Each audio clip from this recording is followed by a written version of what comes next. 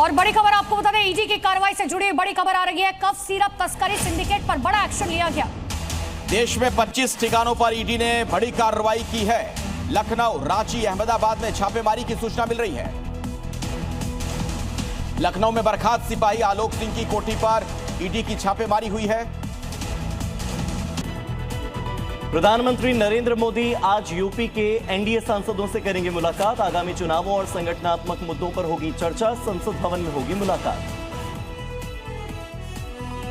14 दिसंबर को UP BJP को मिल सकता है नया अध्यक्ष। कल होगा नामांकन, 14 दिसंबर को होगा नए अध्यक्ष का चुनाव। टैरिफ वॉर के बीच प्रधानमंत्री नरेंद्र मोदी और अमेरिकी राष्ट्रपति डोनाल्ड ट्रंप के बीच फोन पर हुई बातचीत। दोनों नेताओं ने वैश्विक साझेदारी और आपसी सहयोग बढ़ाने पर की चर्चा।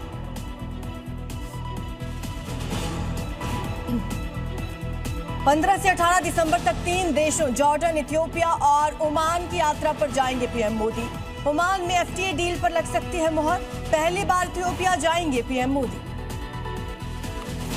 केंद्रीय गृह मंत्री अमित शाह और संघ प्रमुख मोहन भागवत आज अंडमान निकोबार द्वीप समूह के दौरे पर रहेंगे। अंडमान के विजयपुरम में वीडी सावरकर की प्रतिमा का करेंगे अनावरण। डीजीसीए की उच्च स्तरीय जांच समिति ने इंडिगो के सीईओ पीटर एल्बर्ट्स को तलब किया। आज पेश होने के लिए भेजा समन। कमेटी इंडिगो की फ्लाइट में हो रही दिक्कतों की कर रही है जांच।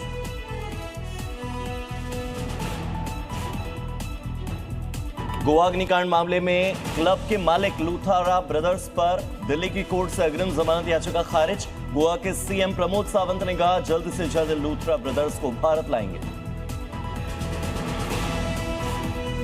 आज बाराबंकी दौरे पर यूपी के मुख्यमंत्री योगी आदित्यनाथ। बाराबंकी के दौलतपुर में पद्मश्री किसान राम शरण वर्मा के खेत पर रबी सीजन की किसान पाठशाला का करेंगे उद्घाटन। दिल्ली के शाहदरा में बिल्डर पर हुआ जानलेवा अटैक। हमलावरों ने बिल्डर को मारी 3 गोलियां। हमलावरों की तलाश में जुटी हुई है दिल्ली पुलिस। हरियाणा के बहादुरगढ़ में औद्योगिक इलाके में 4 कारखानों में लगी भीषण आग। बड़े नुकसान की आशंका। आग पर काबू पाने की कोशिश तेज।